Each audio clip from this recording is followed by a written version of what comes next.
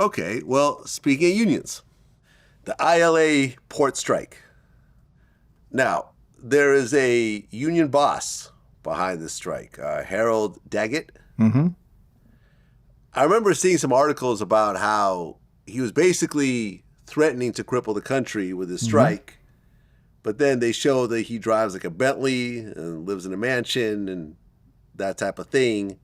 And there's rumors, I'm not saying it's true, that he has alleged mob ties to the Genovese. Right. Have you heard this before? Mm-hmm. Do you think there's any truth to it? That he could have had mob ties? Yeah.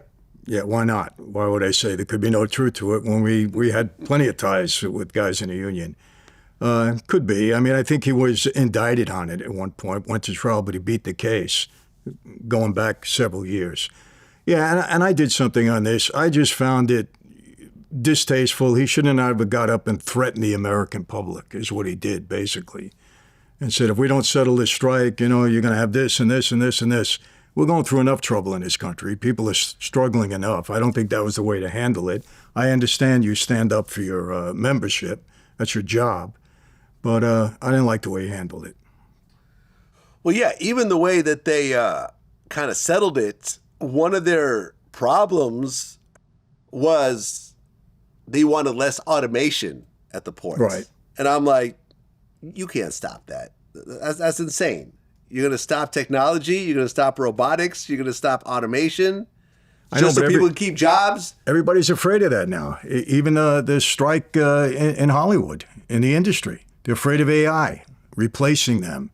I mean, I understand it's a legitimate concern, but can you control it? I don't think so. I think the whole thing is stupid. I spoke out against the Hollywood strike, even though I'm friends with actors and I interview actors.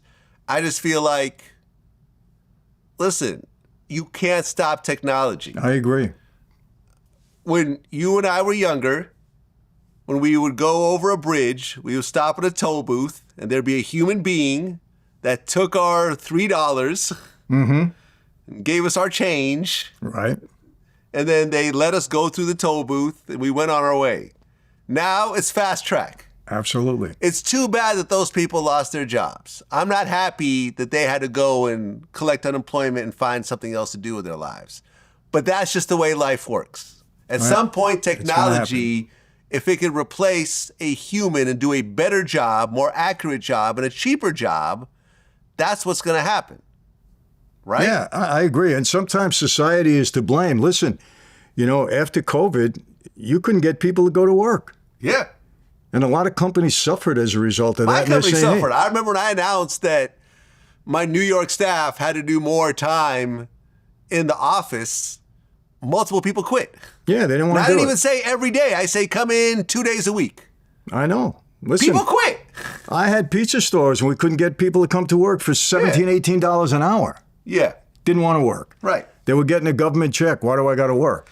Yeah, and unfortunately, that hangover has continued. Yeah. So now companies are saying, we're not going to let that happen to us again.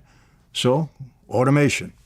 Listen, I understand people like to work from home rather than come into an office, but you have to run the company the way you're going to run a company. And if you feel that the company will be run better by having people come in either full-time or part-time into the actual office, that's what you have to state. And if a person has a problem with it, unfortunately, you have to keep the same rules for all your employees. So you can't say, well, I'll make an exception for you, but everyone else has to come in. Exactly. No, that's not how life works. No, I can't do that. I agree with you. There's a bigger picture. So unfortunately, one person quit right off the bat, and another person quit a little while later.